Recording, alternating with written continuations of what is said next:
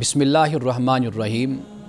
Programme Kalam میں آپ تمام دیکھنے والوں کو خوش آمدید۔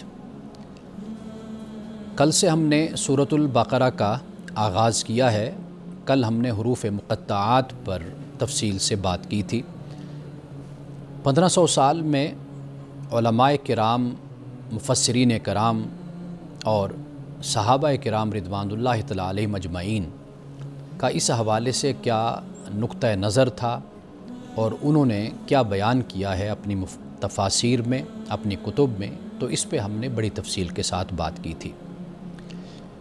اب اس سے آگے اللہ سبحانہ و تعالی یہ فرماتا ہے کہ ذالک الکتاب لا ریب فیہ ھدی للمتقین، کہ یہ کتاب نہیں ریب، اس میں یہ ہدایت ہے متقین کے لیے۔ میں نے یہاں پر ریب کو ریب ہی کہا ہے۔ عام طور پر اس کا ترجمہ شک کیا جاتا ہے، لیکن عربی زبان میں شک اور ریب میں فرق ہے، اس لیے کہ جو بات ریب میں بیان کی گئی ہے، لفظ شک اس کو بیان نہیں کر سکتا۔ جب ہم لفظ شک بولتے ہیں تو اس سے مراد یہ ہوتا ہے کہ کسی کے بارے میں دو رائے قائم ہو جائیں تو یہ شک ہوتا ہے، یعنی یہ ہوا یا نہیں ہوا، ہاں یا نہ، دونوں اطراف برابر ہوتی ہیں، تو اس کو ہم کہتے ہیں کہ یہ شک ہے۔ لیکن ریب اس سے بالکل مختلف ہے، یعنی جب ہم ریب کا لفظ بولتے ہیں تو اس میں بے اعتمادی، اضطراب اور منفی جو وسوسہ ہوتا ہے وہ اس میں شامل ہوتا ہے، یعنی ہم ان کو باطل شکوک کہہ سکتے ہیں، اور بے بنیاد جو اعتراضات ہیں وہ ریب میں ہوتے ہیں۔ آپ یوں کہہ سکتے ہیں کہ جس شخص میں ریب ہوتا ہے، در حقیقت وہ خود فریبی میں مبتلا ہوتا ہے۔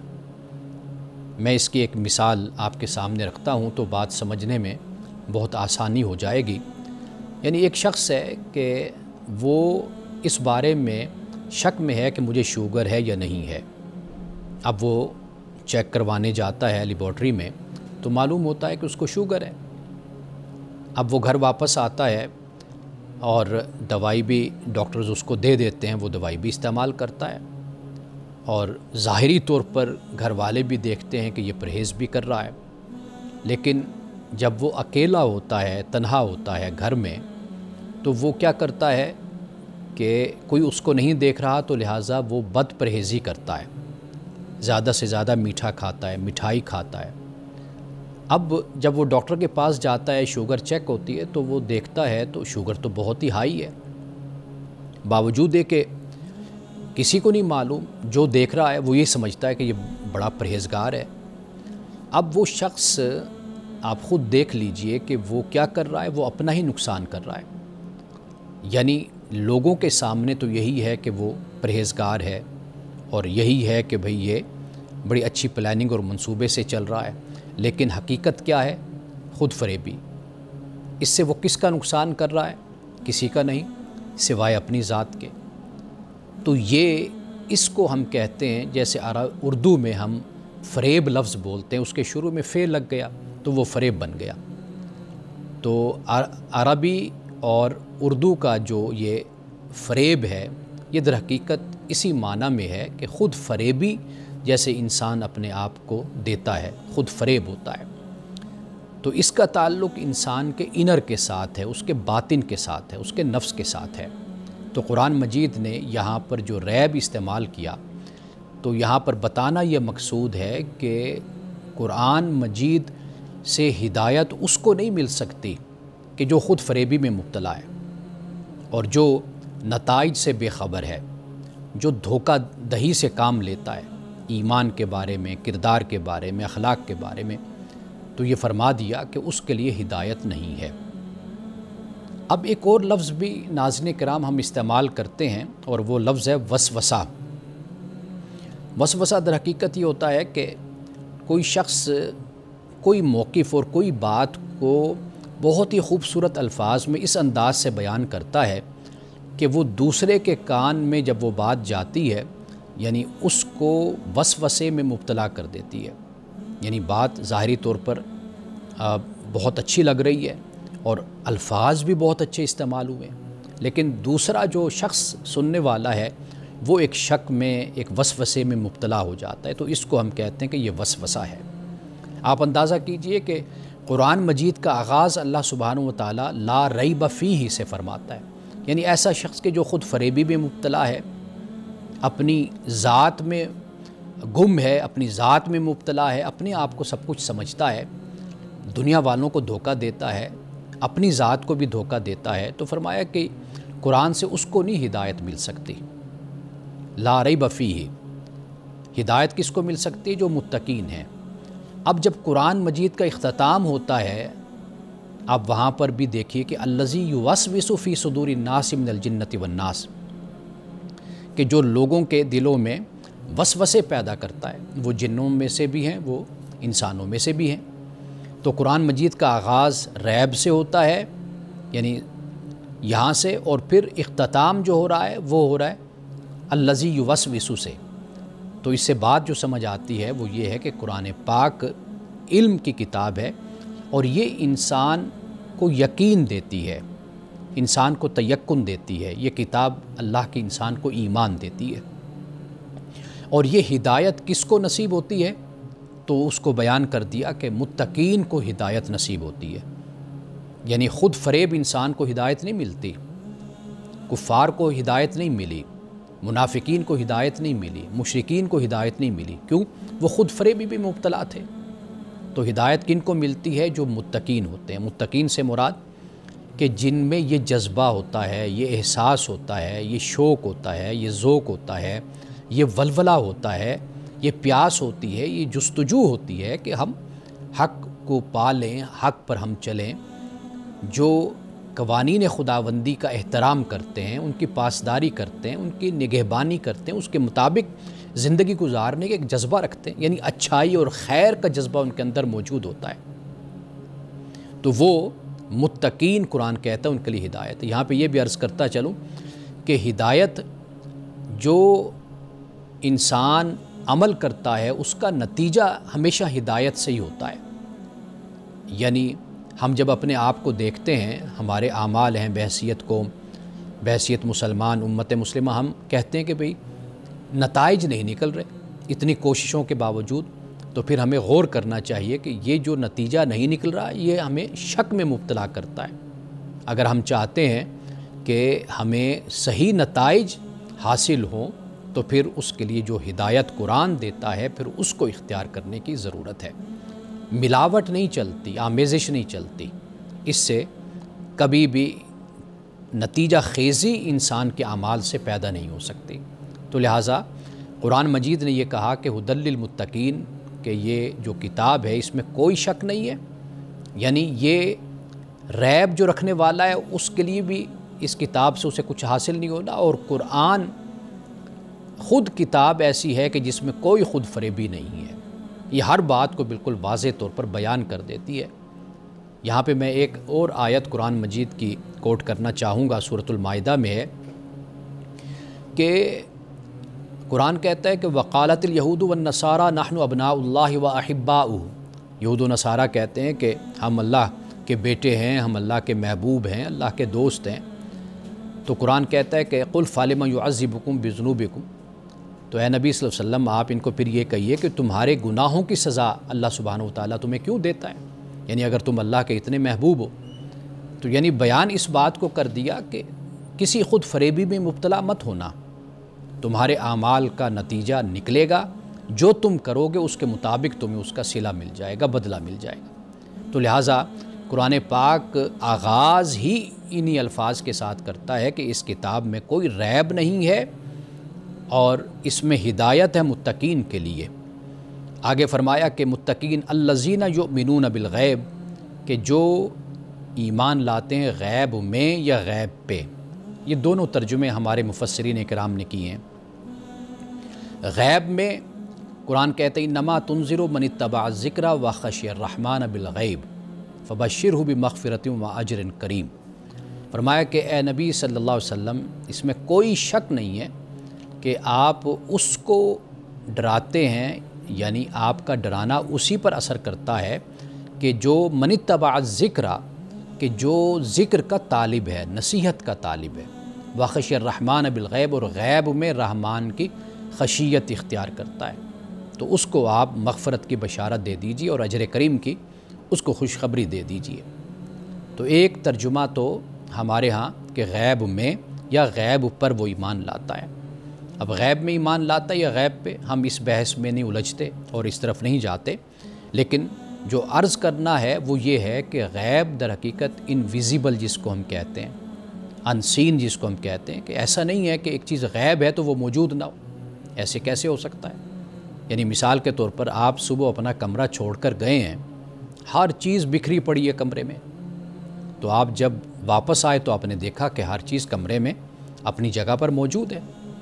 اب اس چیز کو ہر جگہ پر رکھنے والا جو شخص ہے وہ تو آپ کو نہیں نظر آ رہا، وہ موجود وہاں پر نہیں ہے، لیکن کمرے کا ایک نظم اور ایک ضبط اور ایک ڈسپلن اور کمرے کا سنورنا وہ اس بات کی علامت ہے کہ یہاں سے کوئی گزرا ہے، یہاں پہ اس نے کوئی کام کوئی کمرے کو صاف کیا ہے، اس کی صفائی کی ہے، ہر چیز اپنی جگہ پر رکھ دی، تو وہ کرنے والا تو سامنے نہیں ہے، لیکن اس کے وجود کا احساس تو ہے نا۔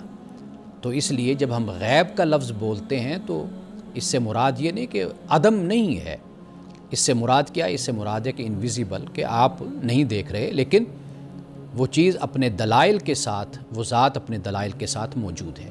یعنی ہم اللہ سبحانہ و تعالیٰ کو نہیں دیکھ سکتے ان آنکھوں کے ساتھ، ہم آخرت کو نہیں ہم نے دیکھا، اسی طرح اللہ کی کتابیں ہیں، ملائکہ ہیں، اسی طرح کتب ہیں اور رسول ہیں، لیکن ہم ان پہ ایمان لاتے ہیں۔ تو ناظرین کرام، وقفے کے بعد یہیں سے ہی ہم اپنی گفتگو کا آغاز کرتے ہیں۔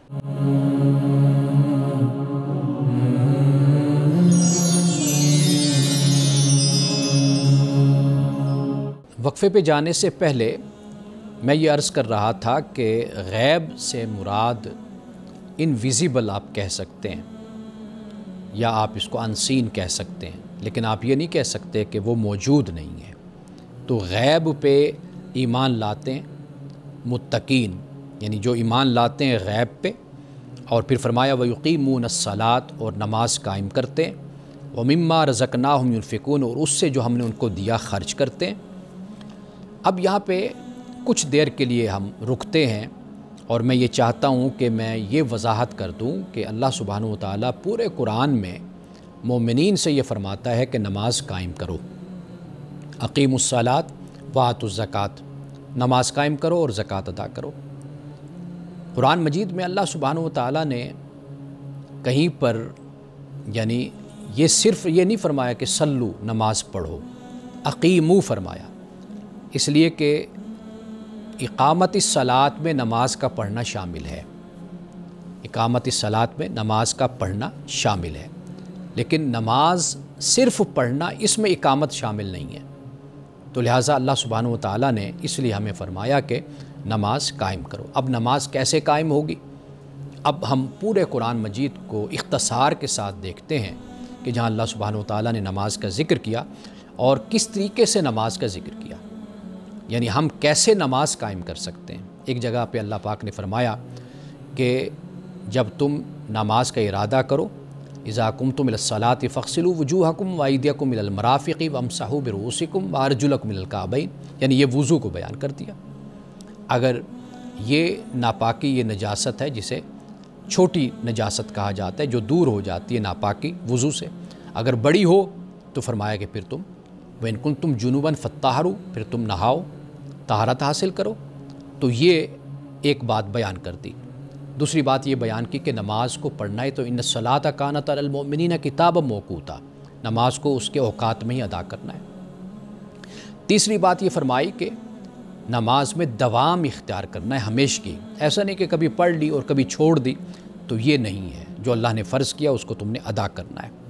نماز کی محافظت بھی کرنی، حافظوا علی الصلوات والصلاۃ الوسطیٰ، کہ نماز کی محافظت، نگرانی، یعنی شوق ہو، ذوق ہو نماز کی ادائیگی کا، جب ٹائم ہو تو وضو کیا، نماز پڑھی، اچھے طریقے سے اپنی رکعتوں کو دیکھا، تشہد ہے، قعدہ ہے اور تکبیر ہے، یہ سب کچھ یعنی اچھے طریقے سے اس کا جائزہ لے کر نماز کو ادا کرنا، اور پھر یہ بھی فرمایا کہ نماز کی حقیقت سے بھی غافل نہیں ہونا، اور ہلاکت فرمائی ان نمازیوں کے لیے کہ جو اپنے نماز کی حقیقت سے غافل ہو جاتے ہیں۔ جو نماز کی غرض ہے اس کو پکڑنا ہے، اس کو حاصل کرنا ہے نماز سے، ریاکاری بھی نہیں کرنی، الذین هم یراؤون ویمنعون الماعون، تو ریاکاری بھی نہیں اختیار کرنی۔ اور پھر فرمایا کہ نماز کی ادائیگی بد دلی سے نہیں کرنی، وَإِذَا قَامُوا إِلَى الصَّلَاةِ قَامُوا كُسَالَىٰ، یہ منافق لوگ جب نماز کے لیے اٹھتے ہیں تو بڑی سستی کا مظاہرہ کرتے ہیں، یراؤون الناس، لوگوں کو دکھانے کے لیے۔ تو مقصد بس یہ ہوتا ہے کیا کریں، اب لوگ ہیں تو کیا کہیں گے ہمارے بارے میں، تو ناک کٹ جائے گی ہماری، تو لہٰذا اٹھ کر 2 سجدے کر ہی لو۔ اسی طرح باجماعت کا ورکعوا مع الراکعین فرمایا، رکوع کرنے والوں کے ساتھ رکوع کرو، یعنی 70 درجے نماز کا زیادہ ثواب ہے اگر جماعت کے ساتھ نماز ادا کی جائے۔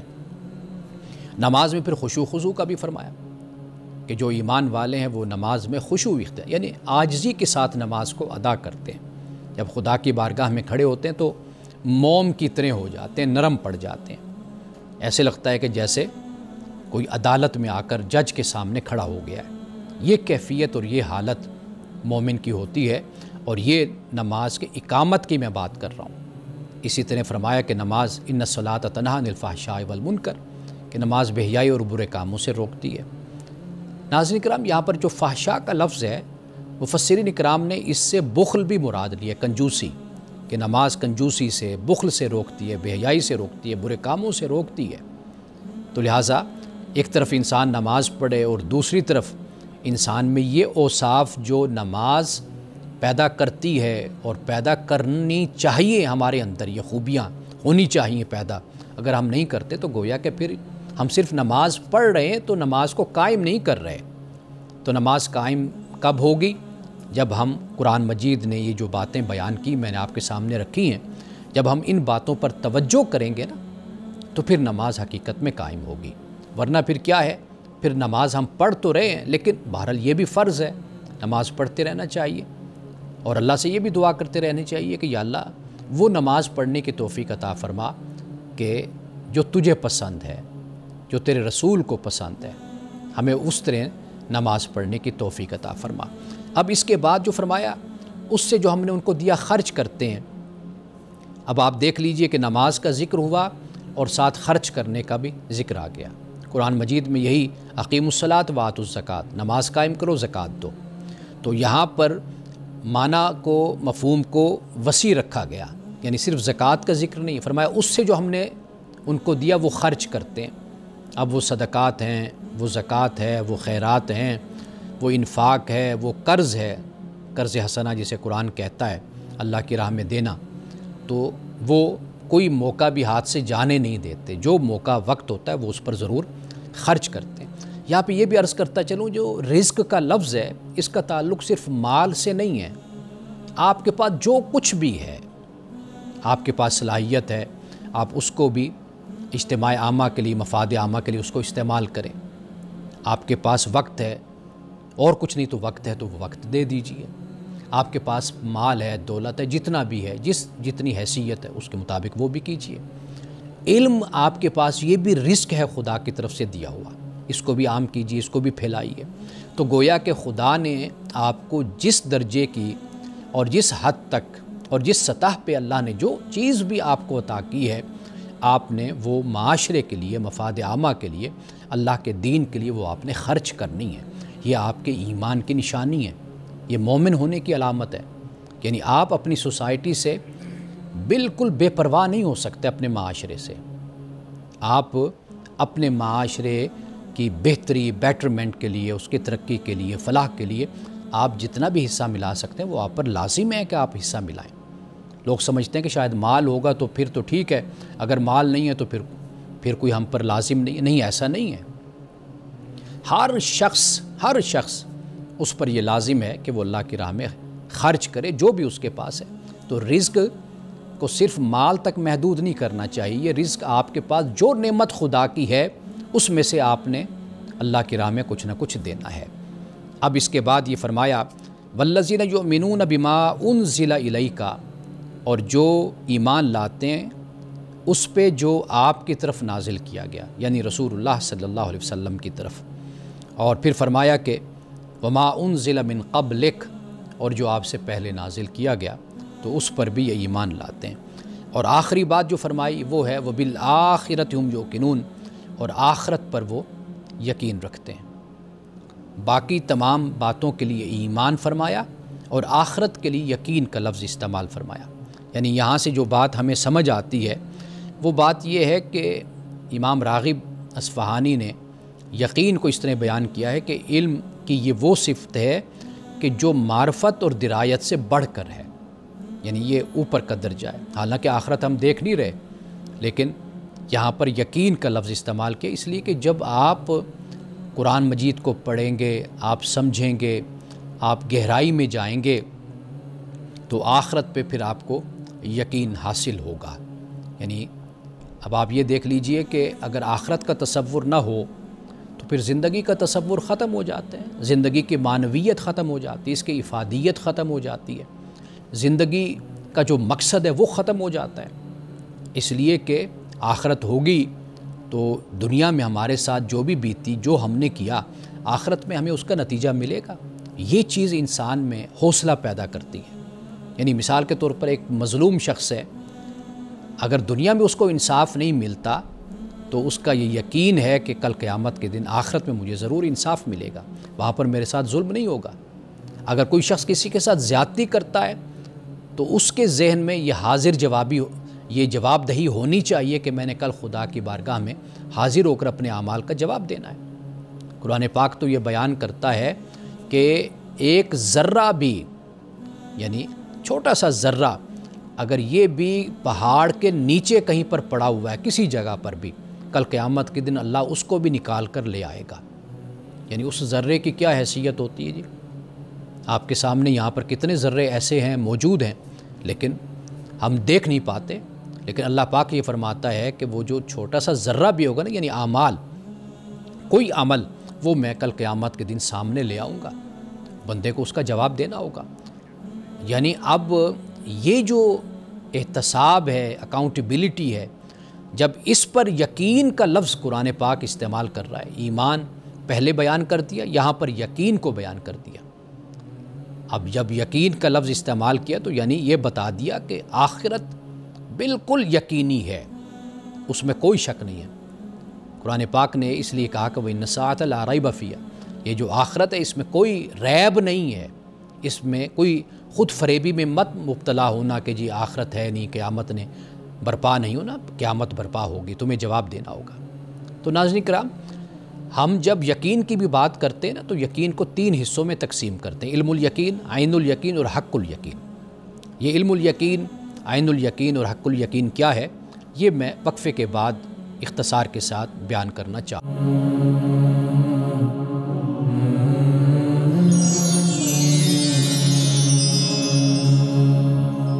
ناظرین اکرام، ہم بات کر رہے ہیں یقین کی، یقین کے حوالے سے۔ جیسے میں نے آپ کو بتایا کہ 3 قسمیں اس کو قرآن مجید نے بھی بیان کیا ہے، یعنی ایک علم الیقین ہے، ایک عین الیقین ہے اور ایک حق الیقین ہے۔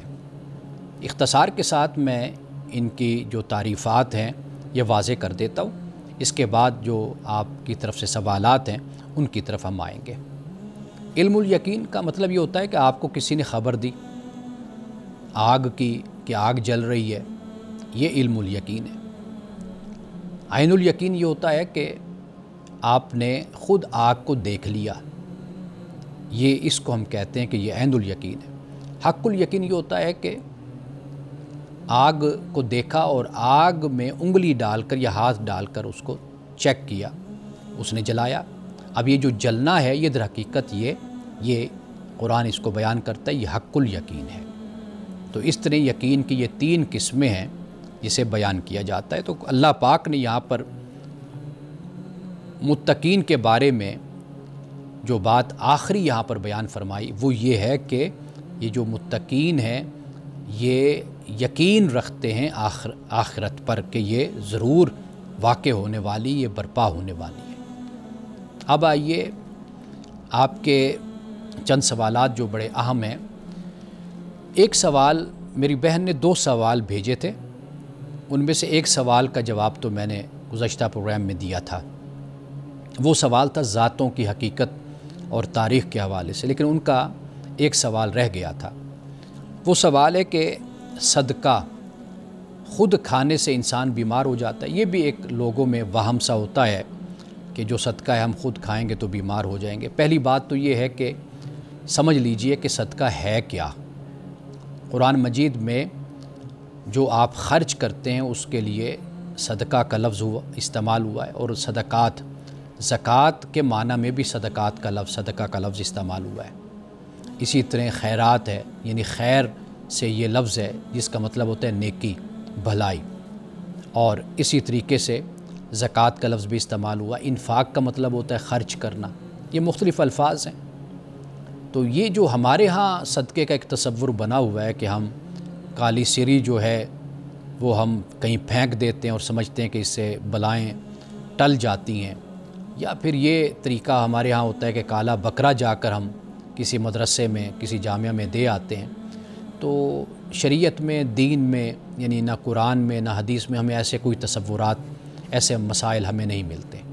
صدقہ کیا ہے؟ اتنی سی بات ہے کہ آپ کو اللہ سبحانہ و تعالیٰ نے مال دیا، آپ کو دولت دی، اللہ نے آپ کو نوازا، اس میں معاشرے کے جو مستحق لوگ ہیں، حقدار لوگ ہیں، ان کا بھی حق ہوتا ہے کہ آپ ان پر بھی خرچ کریں۔ اور اس میں کوئی حقیقت نہیں ہے، اس میں کوئی بھی شک نہیں ہے کہ جب آپ خرچ کرتے ہیں تو واضح بات ہے کہ اللہ کی طرف سے ایک رحمت، ایک برکت آپ کو نصیب ہوتی ہے۔ وہی چیز آپ کے لیے حفاظت کا باعث بھی بن جاتی ہے، آپ کے بچوں کے لیے بھی حفاظت کا باعث بن جاتی ہے۔ اگر آپ ایسا نہیں کرتے تو گویا کہ آپ خود غرض انسان ہیں، آپ بخیل ہیں، آپ کنجوس ہیں۔ اللہ نے آپ کو ڈھیر سارا مال دیا، آپ کے سامنے غربت بھی نظروں کے سامنے ہوتی ہے، آپ غریب لوگوں کو بھی دیکھتے ہیں، مستحق لوگوں کو بھی دیکھتے ہیں، بیمار لوگوں کو بھی دیکھتے ہیں، لیکن مجال ہے کہ آپ ایک روپیہ بھی نکال کے ان پہ خرچ کریں۔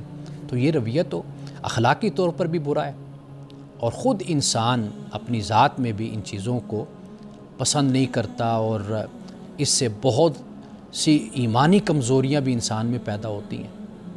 تو اللہ سے تعلق انسان کا مضبوط ہوتا ہے دینے سے، اور انسان کا جو جسم ہے یہ صحت مند ہوتا ہے، یہ قوی ہوتا ہے لینے سے مال۔ تو آپ اپنی روحانیت، اپنے باطن کا خیال کرتے ہیں، اللہ کی راہ میں آپ خرچ کرتے ہیں۔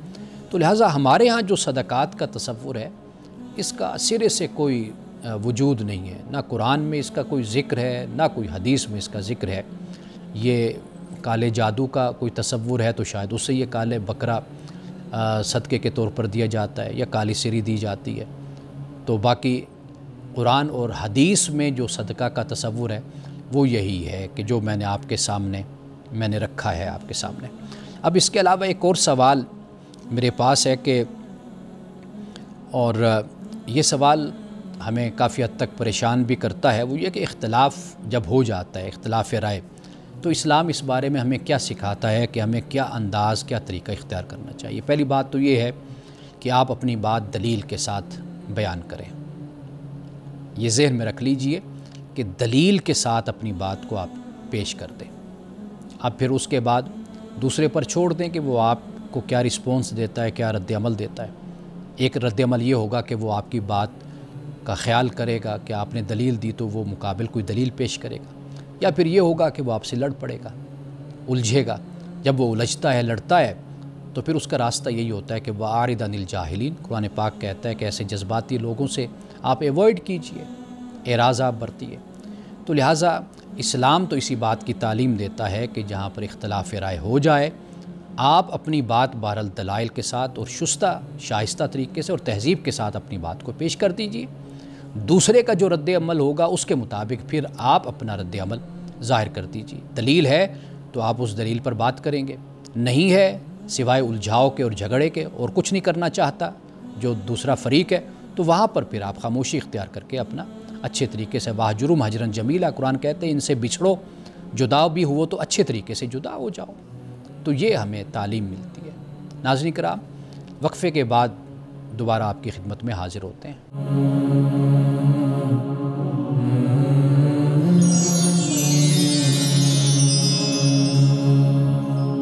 وقفے کے بعد ایک مرتبہ پھر آپ کی خدمت میں حاضر ہیں، اور ایک سوال یہ کیا جاتا ہے کہ بچے جب 7 سال کے ہوں تو کہتے ہیں کہ ان کو نماز کی آپ رغبت دلائیں، انہیں کہیں، اور 10 سال کے جب ہو جائیں تو ان کو آپ مار کر بھی ان کو نماز کی طرف لائیں۔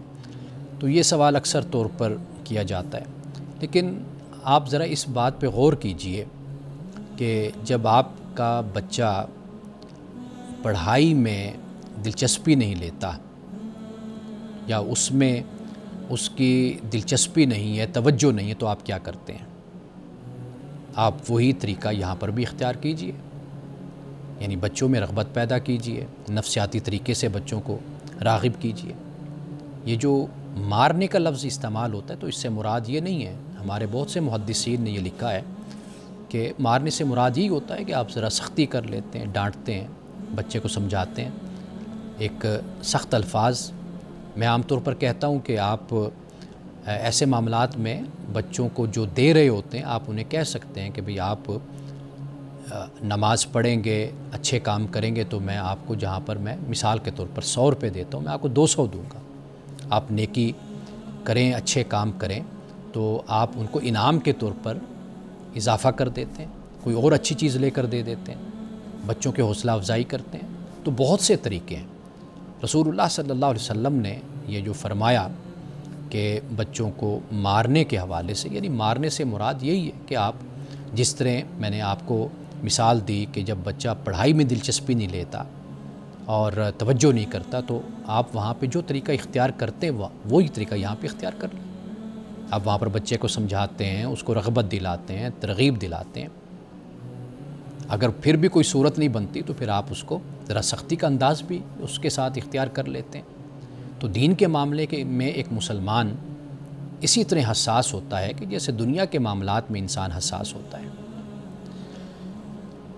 یہ دوسرا سوال بھی بچوں کے حوالے سے ہے، وہ یہ ہے کہ بچوں میں جو جھوٹ ہے بولنا، یہ ضد یا غصہ یا بدتمیزی، جب بچہ ایسے رویے اختیار کرتا ہے تو اس کی اصلاح کس طریقے سے کی جائے؟ یہ اکثر والدین ایسے سوالات ہمیں بھیجتے ہیں بچوں کی تربیت کے حوالے سے۔ تو اس حوالے سے میں عرض کروں گا کہ سب سے پہلے تو والدین کو اپنا کریکٹر پیش کرنا چاہیے، اپنا کردار اور اپنا اخلاق۔ قرآن مجید کہتا ہے وَأْمُرْ أَهْلَكَ بِالصَّلَاةِ وَاصْطَبِرْ عَلَيْهَا، کہ آپ اپنے اہل کو نماز کا کہیے، حکم دیجئے اور خود بھی اس پر قائم رہیے۔ سب سے پہلے تو اپنا عمل پیش کرنا ہوتا ہے۔ اچھا، اب اس کا کیا طریقہ کار ہونا چاہیے جب بچوں میں جھوٹ کی عادت ہو یا ضد یا غصہ یا بدتمیزی؟ سب سے پہلے تو محبت اور شفقت کا انداز یہ ہمیشہ اختیار کرنا چاہیے، یعنی پہلی منزل پر، پہلی سیڑھی پر ہی، پہلے قدم پر ہی بچوں کو مارنا، بچوں کو ڈانٹنا، یہ طریقہ نہیں ہوتا بات سمجھانے کا۔ تو سب سے پہلے اس لیے کہ شفقت سے جو بات کرنا ہے نا، یہ انسان کا دل کھول دیتا ہے، انسان متوجہ ہوتا ہے اور خوشی سے اور توجہ سے بات کو سنتا ہے۔ بچے جھوٹ کیوں بولتے ہیں؟ اس کی 2 وجہ ہوتی ہیں۔ ایک وجہ یہ ہوتی ہے کہ سزا کے خوف سے، کہ ہمیں سچ بات کہی تو مار پڑے گی۔ دوسری بات یہ ہوتی ہے کہ توقعات، یعنی ضرورت سے زیادہ جو توقعات بچوں کی ہوتی ہیں اس سے بچے جھوٹ بولتے ہیں۔ اب اسلام کیا کہتا ہے؟ اسلام یہ کہتا ہے کہ بچوں کو سمجھانا چاہیے بجائے اس کے کہ ان کو ڈانٹا جائے، اور ان کے سامنے عملی نمونہ جو ہے وہ پیش کیا جانا چاہیے۔ سچ بولنے پہ بچوں کی تعریف ہونی چاہیے اور سچ بولنے پہ بچوں کو انعام بھی ملنا چاہیے۔ یہ جھوٹ کے حوالے سے بات ہو گئی۔ ضد کا جو علاج ہے وہ یہ ہے کہ بچے توجہ چاہتے ہیں، ماں باپ توجہ نہیں دیتے۔ رسول اللہ صلی اللہ علیہ وسلم کی سیرت ہمیں یہ بتاتی ہے کہ رسول اللہ بچوں کو توجہ دیتے تھے، وقت دیتے تھے، ان کے ساتھ بیٹھتے تھے۔ یہ طریقہ ہو گیا۔ ہاں، اگر غلط ضد ہے بچے کی تو پھر بالکل اس کو نظر انداز کیا جانا چاہیے، لیکن اگر بچے کی ضد صحیح ہے تو پھر اس کے ساتھ بہت ہی اچھا اور مناسب رویہ اختیار کرنا چاہیے۔ اچھا، غصے کا علاج کیا ہوتا ہے؟ بچے کو کبھی بھی جواب غصے میں نہیں دینا چاہیے، یعنی بچہ غصے میں بولتا ہے تو غصے میں جواب نہیں دینا، یعنی بچے کی آواز اونچی ہے تو باپ اور اونچی آواز کر کے جواب دے گا، تو اس سے تربیت نہیں ہوتی۔ تو لہٰذا کیا طریقہ اختیار کیا جائے کہ بچے کے دھیان کو، اس کی توجہ کو بدلا جائے، یعنی اس کو اس غصے کی حالت سے نکالا جائے اور بچے کے ساتھ پھر نرمی کا رویہ اختیار کر کے اس کو سمجھایا جائے۔ بدتمیزی کا علاج کیا ہے؟ بدتمیزی کا علاج یہ ہے کہ برا جو لفظ اگر بچے کی زبان سے نکلتا ہے تو متبادل لفظ اختیار کیا جانا چاہیے اور پھر علیحدہ اس کو سمجھایا جائے، یعنی سب کے سامنے ذلیل کرنے کے بجائے اس بدتمیزی پر علیحدہ کر کے بچے کو بات سمجھائی جائے۔ تو یہ سب سے بہترین طریقہ ہوتا ہے تربیت کا۔ تو اس کے عوامل اور اسباب پہ توجہ کرنا کہ بچہ جھوٹ کیوں بولتا ہے، بچہ بدتمیزی کیوں کرتا ہے، ضد کیوں کرتا ہے، ان عوامل اور اسباب پہ غور کرنا یہ ماں باپ کی ذمہ داری ہے۔ پھر اس کا باقاعدہ پھر علاج وہ پھر والدین اس کو اختیار کریں۔ ناظرین کرام، آخر میں ایک حدیث کہ رسول اللہ صلی اللہ علیہ وسلم نے یہ فرمایا، آپ نے فرمایا کہ دین خیر خواہی کا نام ہے۔ عرض کی یا رسول اللہ صلی اللہ علیہ وسلم کس کے لیے یہ خیر خواہی کا نام ہے یا خیر خواہی ہے؟ فرمایا کہ اللہ پاک کے لیے، کتاب اللہ کے لیے یعنی اللہ کی کتاب کے لیے، اللہ کے رسول کے لیے، مسلمانوں کے حکمرانوں کے لیے اور عام مسلمانوں کے لیے۔ یعنی اللہ کے لیے خیر خواہی ہے کہ اللہ کی بات مانی جائے، ایمان لایا جائے، کتاب پڑھی جائے، اس پر عمل کیا جائے، رسول اللہ کی اتباع اور پیروی کی جائے۔ مسلمان حکمران اجتماعیت کو قائم کرنے کے لیے، انتشار سے بچنے کے لیے ان کے لیے بھی خیر خواہی ہونی چاہیے، یعنی ان کی بات کو سنا جائے، مانا جائے، اور عام مسلمانوں کے لیے بھی خیر خواہی کا جذبہ ہونا چاہیے، یعنی ان کی بھلائی۔ یہ انسان ایک مسلمان اپنے مسلمان بھائی کے لیے ہمیشہ اچھے جذبات اور احساسات رکھتا ہے۔ انہی الفاظ کے ساتھ آج کے پروگرام کا ہم اختتام کرتے ہیں۔ انشاءاللہ کل ہم دوبارہ آپ سے ملاقات کریں گے اور سورۃ البقرہ پہ بات کریں گے۔